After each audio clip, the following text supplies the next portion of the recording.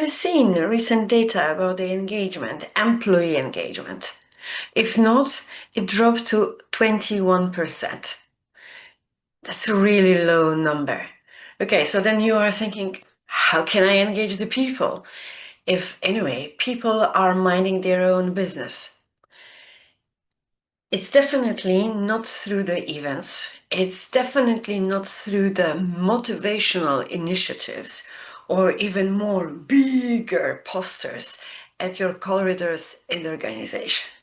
Stay with me and let me take you through very simple steps you can foster the engagement among your employees, and what's even more powerful, you will reconnect with your own leadership for the organizational growth. Welcome to another Monday Leadership Kickstart Insights. Today, I want to talk to you about something that we do every day, and this everyday activity is shaping workplace culture. Not the culture written in the brochures, but the culture people feel every day. I want to look at the culture through the lens of 4 elements, qualities, dimensions, name it as you wish, that determine whether your organization truly thrives. Values, decision-making, employee engagement, the final, organizational growth. Values, what you leave, not what you list. Every organization is having the values. It's one of the 3 components that are coming within our strategic approach: mission, vision, and values.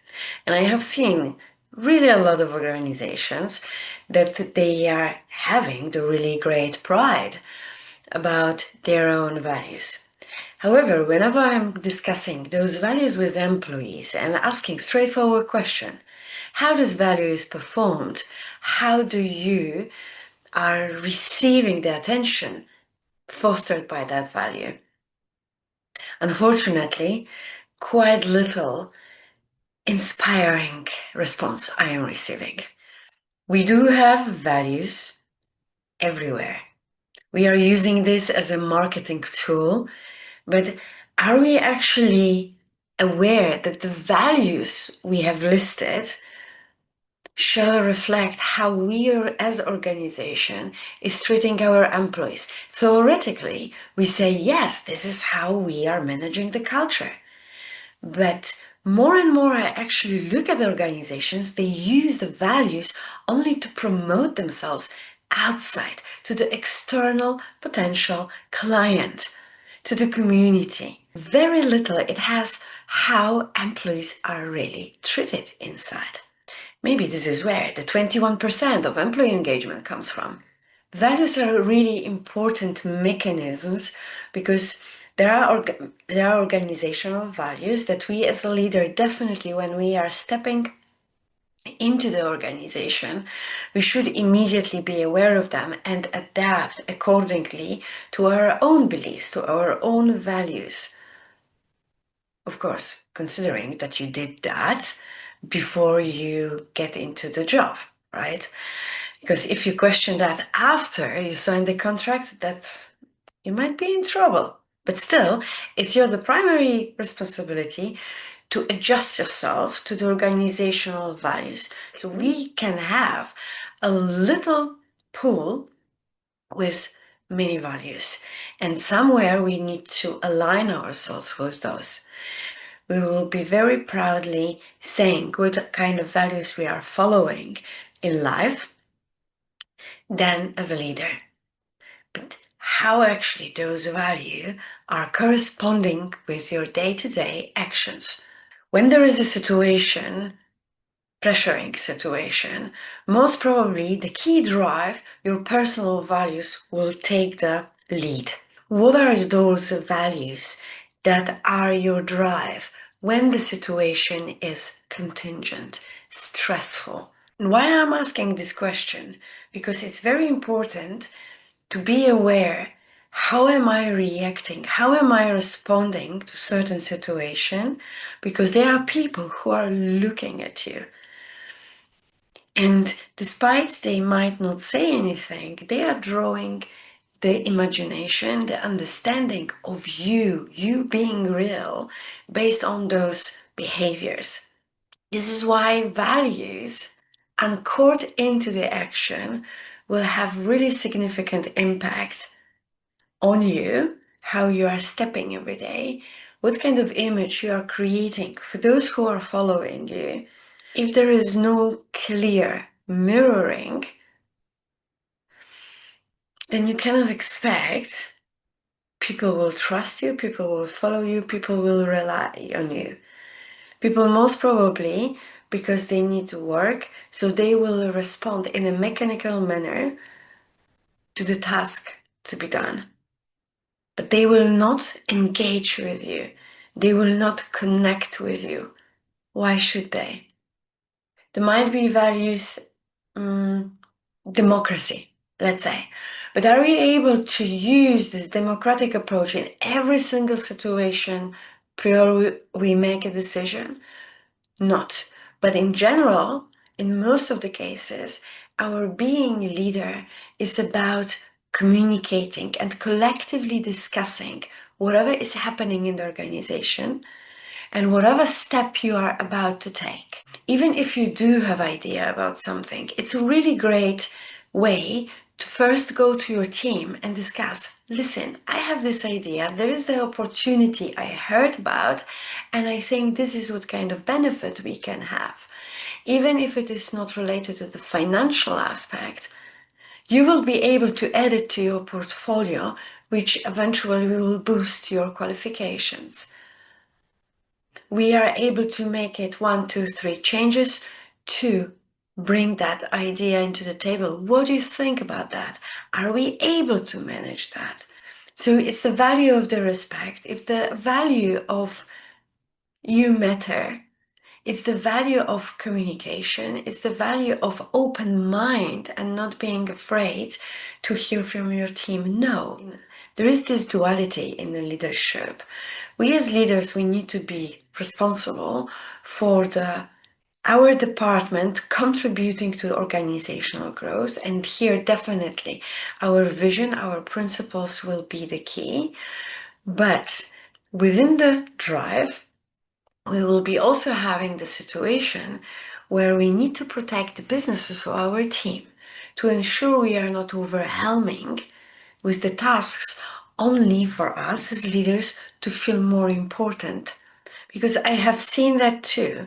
There are leaders who are taking whatever is given or spoken in the corridors, every single project, even if it is not related to my workspace, just to feel important. In reality, you are creating stress, micromanaging, force, pressure, and leading people to burnout. Most probably yourself too. What is the key message here? The values are not the brand language. Values are leadership behavior. Decision making where the culture gets real. We touched that already a little bit. Let's dive in. Now, every decision sends the message. This is how we operate here. What you do before will be the fuel. Either you are having your people on board with you, or you are having just employees who are praying to finish the job on time. And I'm sure as a leader, you would like to have people who are willing to give their heart while you work together on some significant project. I'm sure you would like to have employees with you on board to have this also emotional attachment to the value, to the work, to the quality you are together creating. I'm sure as a leader, you want also them to understand what does it mean for you. But before that, you need to make sure they are your first priority, not the project, but their growth, their desires. So when you are making decision, you need to prepare yourself as well, even if they may not see that it's a good decision, but you need to prepare yourself before let's go for it. You'll say, look, For you, it means that. For you, it means to enhance that skill that you have started at the previous project. For you, it means you can develop the public speaking, as here I would like you to be more involved into the meeting participations and PowerPoint presentations. For you, it means you will be exposed more to our external stakeholders. So show them value, what's behind, what you see. Then they will understand. You take care of them first. Sometimes there are decisions made above our head. We receive the information and we need to deliver that message to our team. And it's easy when the decision is positive and it will have a great benefit for everybody, but it's more tricky when decision is breaking our mind. Rule number 1, you don't bring that message within the critic. You don't criticize the decisions that the team management has made because it breaks your authority. Again, another scenario where the leadership functions in the duality. You need to represent with dignity the top management, and you need to represent, protect as well your employees. So what is happening when the decision is made beyond your head? You treat that decision as your own. And here we need to use the tools. I hope we are well equipped with the marketing/sales skills. And we will be able to apply that only if we really know our employees, because only then communication is the way how we are using words and what words we are using if we know our employees. So we can create a very nice narrative that will make our employees confident, will engage them to be with you on board, and even if there are decisions that will have the negative consequences, you are immediately providing the mitigations. There is no perfect organizations. This is why criticizing is no go for building the authority as a leader. Both cases, your own decision from above, think about who needs to be included? Everybody from your team. How transparent the logic about decision is. Create a valuable narrative that will correspond with people's desires. And third advice, does this decision aligns with your principles? If yes, present them. If no, you need to create this nice and smooth alignment so that you will ensure that you do have awareness what is happening. You do have awareness how this whole situation will have an impact on the team, but also you are showing your team you are there for them to support through the journey. Employee engagement. There are a lot of tools that we use to measure employee engagement. And despite they said already years ago, surveys are no longer representative tools because the data are not real data. Employees, even if it is anonymous survey, people are aware within the organization, they see the email address from where the response came. So people will usually write down all good, positive. On top of that, not only because they don't trust on this anonymous thing, but also there were so many surveys before and nothing has changed. They do not even feel connection to it. And there are also organizations that can mark every year when they do the surveys, every year less responses are received.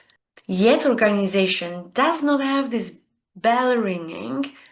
What's the reason? They keep going every year with another survey. Why don't you see this particular data? Lowering number in response. Organizations do not question their own reliability. They are seeking for praising by the employee. And the interesting thing is, even if These fake data are provided in survey. The organization is bringing that to the outside. This is what our employees are saying. They are very satisfied. There is no message to employees. Another thing is, the manager is not discussing with employees about those data. It's only kept in a dry manner. Survey received, survey filled in or ignored. Can we really measure the engagement? I think the level of a smile and behavior among employees, either positivity, either neutral or negative, the facial expression when they are coming to the organization, their participation in the team meetings, how they are open with their own thoughts regarding some project. I believe employee engagement, we can only observe how people are behaving, how people are responding, what is the quality of their work. Are they ready to leave the office 5 to 5? Do they enjoy being busy with new project? Do they see they are learning something? Do you see they evolved? Today, what do we have today? 24th of November. So do you see any kind of change, evolvement in them starting from January this year? It's almost a year. Normally, you should see around 2-3 things that has changed in your employees. If it's keep going the same again and again, obviously you do not create the space for them to be engaged. It's a very tricky thing, huh? It's not the data, it's the evidence of the culture. You as an individual, as a leader, you're creating within your team and the organization, which is more complex, naturally. But it's not about the events. It's not about, again, motivational initiatives. Sometimes it's not even for this one bonus that you decided to give to your employees. It will help them in a physical manner, but it will not impact their mental state, how they shall feel towards you and towards your organization. And definitely, it's not about the posters that you are hanging on the corridors. It's about the leaders, how they spread the message and how they perform organizational values within the team. It's a very simple thing. We all want to have attention. So we will be engaged when we feel heard, respected, trusted, supported, and that there is a lens on me to grow. Of course, I will respond to you with engagement because you give me a healthy attention. Okay. And the final one, organizational growth. That's the mirror of the culture, the air you are creating within the walls of your company. You can be happy with your KPIs. You can be happy with your strategic dashboards. I see right now the organizations are having so many dashboards for 100 pages reports, and even organizations are not aware the reports are just copy-paste from the previous period. No one is reading them. And on top of that, just let me share with you very, very as a secret, the narrative in these reports is not as reports should be written. It's a storytelling most of the time. It's the end of the year, you are about to write the reports and so on, busy. Review your previous reports, prepare yourself better for the final one. If we want to consider the organizational growth, and we have a right for that, but if we focus only through the numbers, ignoring the human factor, we are not able to meet in the middle. And now, if you're paying attention how your people are developing, how they are growing within your organization, naturally you are creating in them engagement. So your numbers are going up. It's not a alpha and omega thing. It's a logic. If I am happy, you will be happy. If you are happy, but you are not looking at me, well, Don't expect too much in return.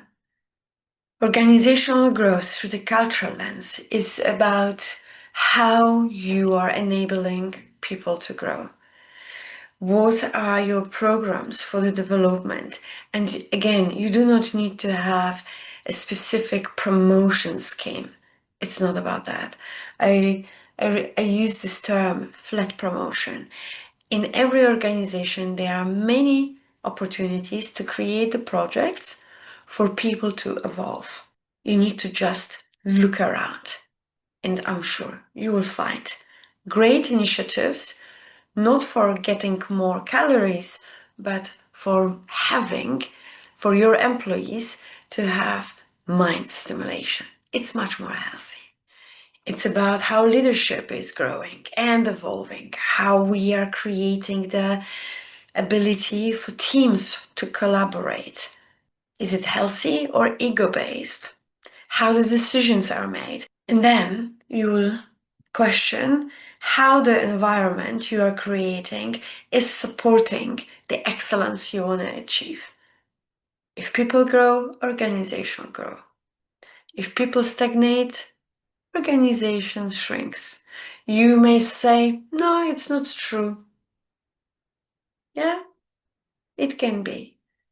That's why you are continuously busy with finding new talents. So you are rowing, you're paddling in the same place because you're hiring talents and talents are leaving.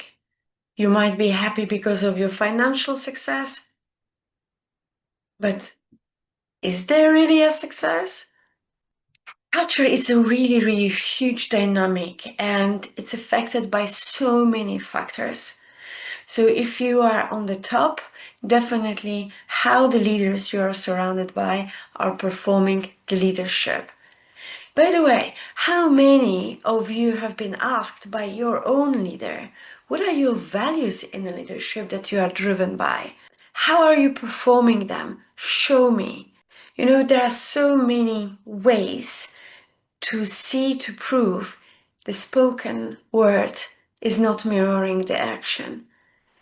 And you don't need to have, I don't know how many hours, diving into the papers. This is, by the way, quite often the analysis made, right? Show me the paper, show me the paper, show me the paper. I am busy for 3 weeks reading your papers. And finally, after 2 months, here is my analysis about your organization and where you are stuck, and I can help you to grow. And you fall for that, by the way. Not thinking, none act was related to the employee. No one went to the employee to speak with employees. And employees are holding the whole truth about how healthy your organization is. Not your leaders, but your employees. Wrapping up, culture is not what we announce. Culture is the behavior that we continuously demonstrate. We do have 4 pillars, components, which are values, decision-making, employee engagement, and organizational growth. Pick one and focus on strengthening it. Small adjustments from leaders create a huge change. Do the plan and work on that. If you found this helpful, subscribe for the weekly Leadership Insights, and let's build together the cultures people are proud to be part of. Thank you very much and see you next week.